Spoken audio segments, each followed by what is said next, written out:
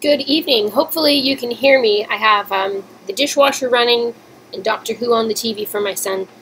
And my throat has been very froggy, so hopefully I don't have to clear my throat too often. I'm really excited to share with you this Saison I have. It's done by Sierra Nevada, called Ovila. And it's a Belgian-style Abbey Saison, and there's not technically a category for that. The Saison category, which is 16C, has an alcohol by volume range of 5 to 7%, and this particular brew is 7.5%. So for dark or strong Saisons, they're done in the specialty category, Belgian specialty category, which is 16E. But as with any specialty category, it really means that there's not really any style it doesn't fit into any particular style guidelines, but can be judged according to the style of beer that was kind of the intention.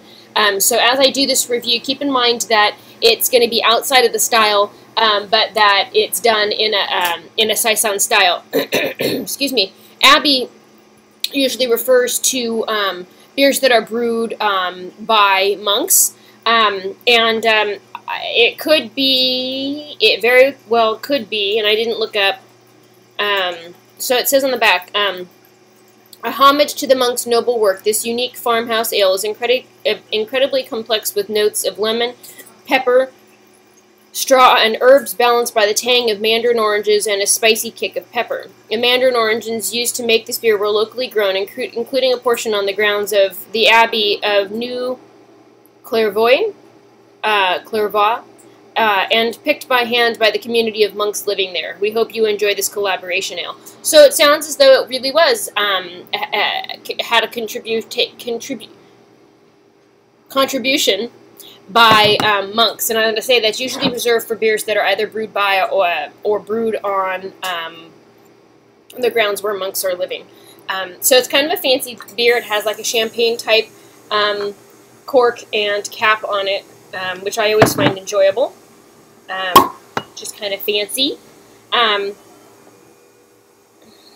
let's get into this. So this actually comes as a 4-pack, and I found this at Whole Foods for $12.99 for the 4-pack. So a little spendy, but I was looking for something interesting and unique that I hadn't tried before, and I actually really enjoy Saison, so I thought that it would be a great beer to try, and I've enjoyed it so far. This is the 4th of my 4-pack this week, so I think you'll enjoy it as well. So let's take a look here. So smell-wise,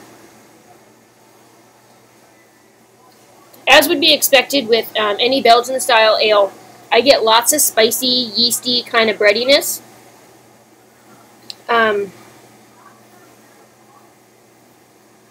And that's the predominant smell. I get a little bit of a pepper out of it. I'm not smelling a lot of, like, citrusiness, but I get some fruitiness that would imply, like, bananas and things like that. And that's actually to style. We expect, like, a pepperiness or a cloveness, and then, like, a banana.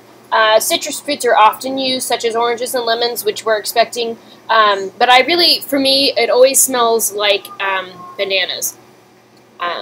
Excuse me.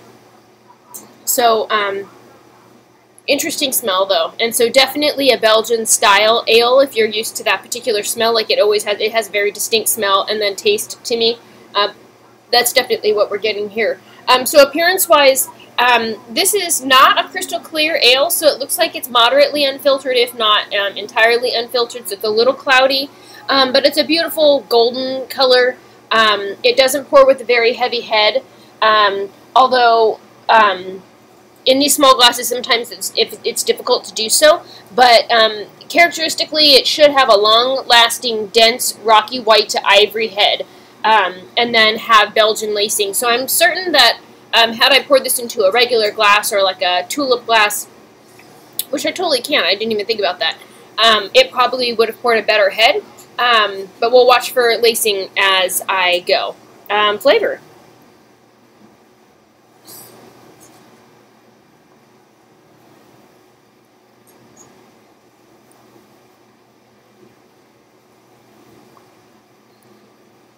there's so much going on in this beer. It's so complex and enjoyable.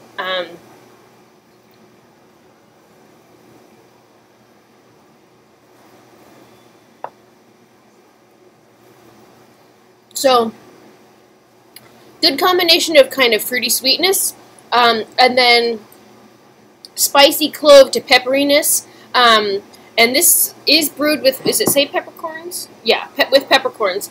But also the yeast that's used for this particular style tends to be kind of clovey and spicy in that way. So I definitely get that flavor out of this. It has some really great dense and complex malt characteristics that I really enjoy. That's one of the reasons that I like these styles of beer, is the malt characteristics out of it. And then there's just some interesting stuff going on top. So it's like switching from a malty American ale with some interesting hop notes to something that has like a spicy fruitiness to it, but still with that same with that same malt characteristic. So very enjoyable.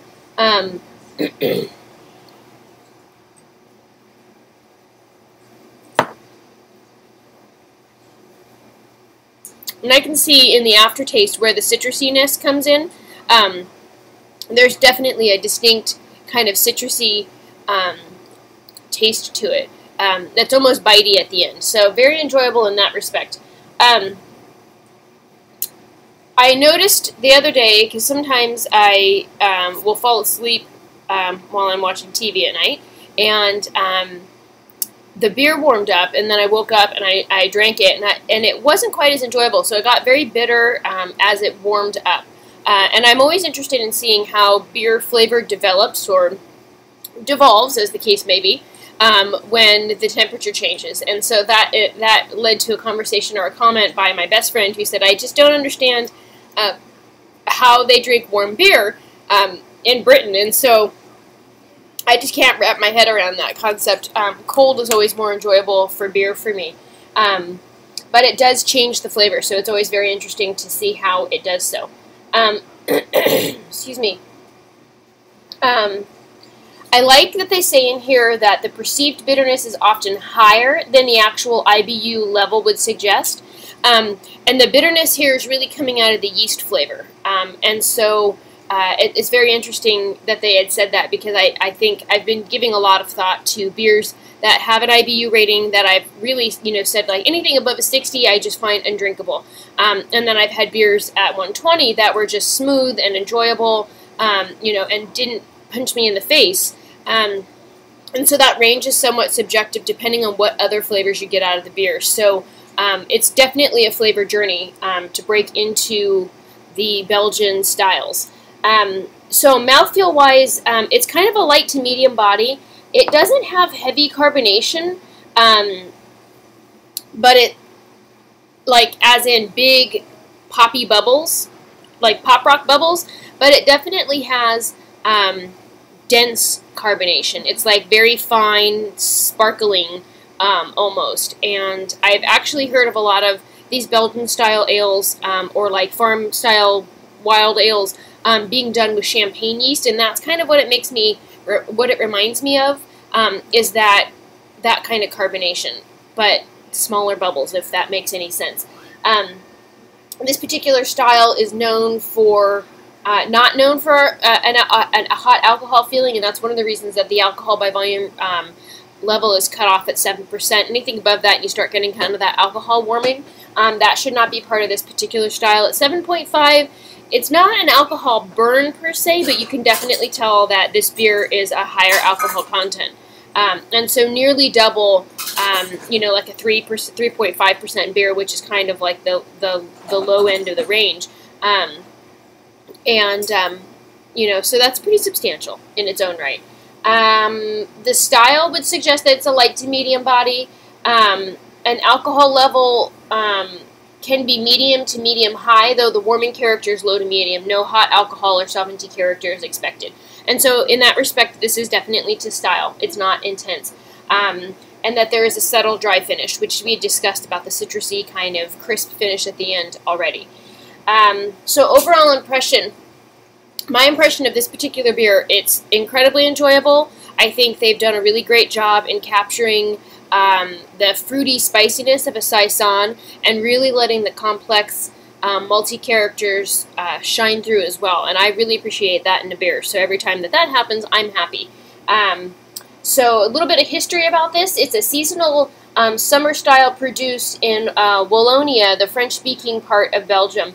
Originally brewed at the end of the cool season to last through the warmer months before refrigeration was common.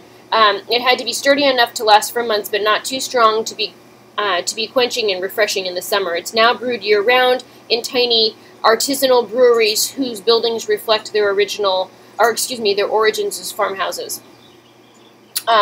And so that's definitely the case here. With the exception of Sierra Nevada, I'm relatively certain doesn't necessarily have a farmhouse, but it sounds like they grew some stuff at an abbey, and so you know, they're sticking to the roots in that respect. So great beer. If you come across it, it's definitely worth giving a try. If you haven't tried Saison, I definitely recommend that you at least jump in and give it a shot. Some of the commercial examples are Saison Dupont Viel Provision, and see some others that are really easy. Southampton Saison, New Belgian Saison, Lost Abbey is actually relatively easy to find. This is Lost Abbey Red Barn Ale, and then Ommegang Hennepin, and that's pretty easy to find. I think that comes in a 750 milliliter bottle, or however big those bottles are. And I definitely recommend that you give it a try. If this is something that you've come across, I would love to hear your opinion of it. What was your specific opinion, knowing that it's a Sierra Nevada brew? Is I think Sierra Nevada Pale Ale has kind of become like a standard almost, and I think that Sierra Nevada makes some really great beers. You know, but people always go back to the pale ale and they kind of have been associated with that at this point. And so when they break out and do some really interesting things, I'm always curious to know what people think about it. So definitely share with me down below, and then let me know where it is that you found it. I'm always curious to know where these beers show up. Thank you so much for watching, and have a great night.